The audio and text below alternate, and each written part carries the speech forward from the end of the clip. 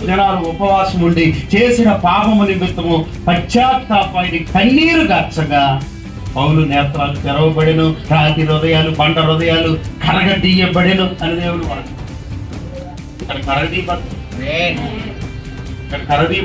దేవుడు రాతి హృదయాలు. పౌలు హృదయం బండను బద్దలు కొట్టింది అంటే దేవుడు మాట. సౌలా నీవేళ నన్నించున్నావు, ఎంత అజ్ఞానమా, యెహోవా నేనే కుమారుడిగా ఈ భూమి మీదకి వస్తే నన్ను గ్రహించలేని మనోనేత్రం తెరవబడిన వాడిగా నీవేళ జీవించుచున్నావు అనే మాట పౌలు హృదయాన్ని ఏం చేసింది? హల్లెలూయా. నగరంలో బండ హృదయాలు బద్దలవునుగా, నగరంలో బండ హృదయాలు బద్దలవ్వాలంటే దేవునికి మహిమ కలుగుతారు. రాతి హృదయాలు మాంసపు హృదయాలుగా మార్చబడతాయి. దేవుడు కార్యం చేయబోతాడు. నేను వారిని పిలుచుకున్నాను అన్నాడు.